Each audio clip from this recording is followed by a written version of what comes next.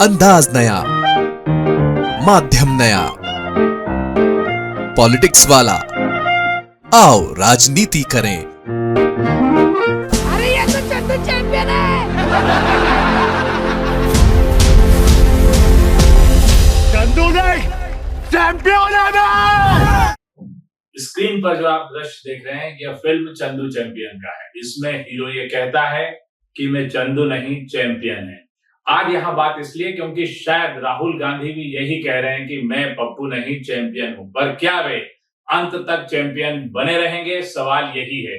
नमस्कार, मैं पंकज मुकाती, पॉलिटिक्स वाला पीएम टाइम में एक बार फिर आपका स्वागत है। आज बात होगी राहुल गांधी की, जिन्हें पप्पू से चैंपियन बनते हुए हमने देखा है। उन्होंने न्याय यात्रा निकाली और उसमें उन्हें बड़ा वो मिला और कांग्रेस 99 सीट मतलब 99 सीट जीतकर आई।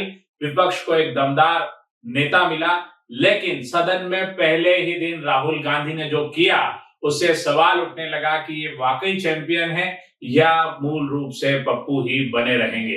ये सवाल इसलिए उठा क्योंकि स्पीकर के चुनाव के लिए, यानी कि लोकसभा अध्यक्ष के चुनाव के लिए राहुल गांधी ने जिस तरह से नेता प्रतिपक्ष होने और सबसे बड़े दल का नेता होने के बावजूद पलटी मारी, उससे उनके कई समर्थक नाराज हैं, वे ट्रोल हो गए हैं और ये कहा जा रहा है कि आपसे ये उम्मीद नहीं थी। आप सदन में पहुंचते ही डर गए और गुडी गुडी बातें करने लगे। राहुल गांधी ने एक दिन पहले लोकसभा अध्यक्ष के चुनाव के ये कहा कि लोकसभा उपाध्यक्ष का पद विपक्ष को दिया जाना चाहिए, नहीं तो हम अध्यक्ष के खिलाफ प्रत्याशी उतारेंगे। और उन्होंने ये किया भी, क्योंकि भारतीय जनता पार्टी ने यानी कि सरकार ने उनकी बात नहीं मानी, उन्हें उप अध्यक्ष का पद देने से इनकार कर दिया। इसके बाद उन्होंने ये कहा कि हम अध्यक्ष का चुनाव लड़ेंगे, यानी कि विपक्ष इंडिया गठबंधन अध्यक्ष का चुनाव लड़ेगा और कांग्रेस के सबसे वरिष्ठ सांसद 8 बार के सांसद के सुरेश को प्रत्याशी घोषित किया गया। लेकिन जब बारी आई बुधवार को मतदान की, तो कांग्रेस ने मतदान की मांग ही नहीं की, यानी विपक्ष ने मतदान की मांग ही नहीं की और ध्वनि मत से एक बार फिर ओम बिरला अध्यक्ष चुने गए। यहीं से बात उठती है कि क्या राहुल गांधी वाकई चैंपियन है? वे लगातार, जो फिल्म थी चंदू चैंपियन या कोई भी चैंपियन, लगातार अपने उद्देश्य पर टिका रहता है, अपनी बात पर टिका रहता है, वैसा कर पाएंगे? वे सदन में आते ही उनके सुर क्यों बदल गए? सड़क पर अलग और सदन में अलग, यही राहुल गांधी है। और क्या वे सदन में पहले की तरह पप्पू साबित होंगे? कभी मोदी को गले लगाएंगे, कभी आंख मारते दिखाई देंगे, या उनके अंदर किसी तरह की गंभीरता जैसी उनकी यात्राओं में दिखी वे दिखेगी? उनके समर्थकों का एक बड़ा वर्ग इससे नाराज है कि उन्होंने चुनाव क्यों नहीं लड़ा, उन्होंने के सुरेश के साथ ये मजाक क्यों किया, एक दलित सांसद के साथ ये मजाक क्यों किया, उनका नाम दिया लेकिन चुनाव नहीं लड़ा। यदि उनकी किसी तरह की कोई बातचीत सरकार के साथ हुई है, सौजन्यता की बात हुई है, या उन्हें उपाध्यक्ष का पद, लोकसभा उपाध्यक्ष का पद विपक्ष को देने पर सहमति बनी है, तो ये भी देश को और अपने समर्थकों को बताना चाहिए।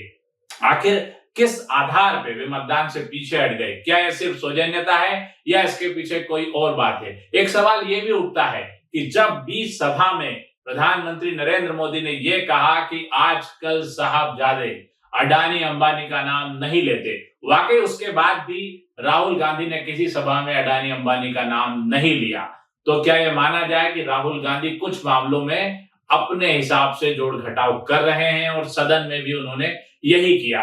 हमारा ये मानना है कि यदि आपने नाम घोषित किया तो आपको चुनाव लड़ना था, कांग्रेस को अपनी ताकत दिखानी थी, विपक्ष को अपनी ताकत दिखानी थी। हार जीत अपनी जगह, जब आपको पता है कि आपके पास नंबर नहीं है, तभी आपने चुनाव लड़ने के लिए प्रत्याशी उतारा। एक प्रत्याशी उतारने के बाद इस तरह से पीछे हट जाना सीधे सीधे एक मजाक उड़ना है और राहुल गांधी एक बार फिर मजाक का पात्र बन गए और भारतीय जनता पार्टी और तमाम उनके समर्थक ये ट्रोल करने लगे हैं कि पप्पू पप्पू ही रहेगा।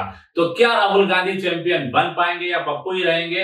अब हम आपको एक हमारे सोशल मीडिया के मित्र और बहुत अच्छा लिखने वाले, अक्सर कांग्रेस के पक्ष में लिखने वाले मनीष सिंह की एक पोस्ट पढ़ के सुनाते हैं, जिससे आपको पूरा माजरा समझ में आएगा कि आखिर राहुल गांधी को लेकर अब लोग क्या सोचते हैं, क्या उनकी न्याय यात्रा का दी एंड हो गया है। मनीष सिंह की इस पोस्ट को देखिए, जिसमें उन्होंने राहुल गांधी की ओम बिरला को हाथ जोड़ते हुए फोटो लगाई है और लिखा है निराशाजनक तस्वीर। दो हंसों के जोड़े को आशा से निहारते राहुल आज नए सदन के पहले ही कदम पर निराश कर गए। बस दांत ही पीस रहा हूं यह फोटो देखकर। जिस टी शर्ट पहने जुझारू योद्धा को हमने जोश खरोश से समर्थन दिया था, उसकी जगह ये कहां कुर्ता पजामा वाला बंदा गरिमामय राजनीति करने लगे। स्पीकर पद पर मत विभाजन का पूरे देश को इंतजार था। अगर ओम बिरला के पक्ष में 400 पार भी होता तो बचे सांसदों का रिजेक्शन ओम बिरला के रिकॉर्ड और उसकी शक्ल पर छप जाता। अगले 5 साल जब जब उनके हाथ माइक म्यूट करके स्विच की ओर जाते, सांसदों के डिस्क्वालिफिकेशन पर दस्तखत करते, उन्हें सस्पेंड करते, कानूनी बिल को मनी बिल में कन्वर्ट करते, तो यह पाप में कम से कम विपक्ष के सांसदों की हिस्सेदारी नहीं होती, अब रहेगी। राहुल ऐसे सभी मौकों को कारित करने का मौका कारित करने के अपराधी रहेंगे। आगे वे बिरला बाबू के ऐसे इस पापों में हिस्सेदार रहेंगे, विक्टिम नहीं। ये भी याद रखें कि जब बोलने का वक्त आया तो हमारे Raja Babu leader of opposition के मंच से खड़ा होकर गुडी गुडी प्रवचन देने लगे। आहा, क्या ही फूल झर रहे थे, इतना मीठा, मानो देवता को प्रसन्न करने के लिए सामवेद के गीत गा रहे हो।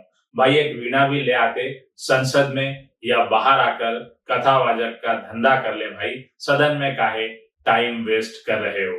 और आखिरी में उन्होंने लिखा है कि सबसे ज्यादा अफसोस के सुरेश के लिए, उन्हें और हमें यह जानने का हक है कि यह धोखा उनके साथ क्यों किया गया। I don't like this kurta pajama वाला राहुल, हट। तो ये आपने पढ़ी सुनी मनीष सिंह की पोस्ट। ये अकेले मनीष सिंह की व्यथा नहीं है, हर उस कांग्रेसी की व्यथा है जो राहुल गांधी की न्याय यात्रा में उनके साथ था और उनसे एक चैंपियन और लड़ाके की उम्मीद रखता है।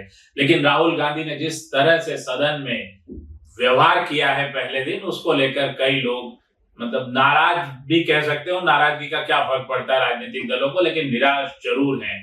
ये तक कह दिया मनीष सिंह ने कि राहुल गांधी को यदि यही करना था तो काहे लोकसभा में टाइम वेस्ट कर रहे हैं, वे गुडी गुडी प्रवचन दें, कथावाचक बन जाएं और सकारात्मक बात करें। यह सवाल इसलिए भी उठता है कि यदि प्रधानमंत्री नरेंद्र मोदी और भारतीय जनता पार्टी ने किसी भी रूप में विपक्ष को सम्मान दिया होता तो शायद राहुल गांधी ये सब कर सकते थे, लेकिन न तो उन्हें प्रोटेम स्पीकर का पद दिया गया, जिसके दावेदार भी के सुरेश थे। यहाँ के सुरेश का 2 बार अपमान हुआ।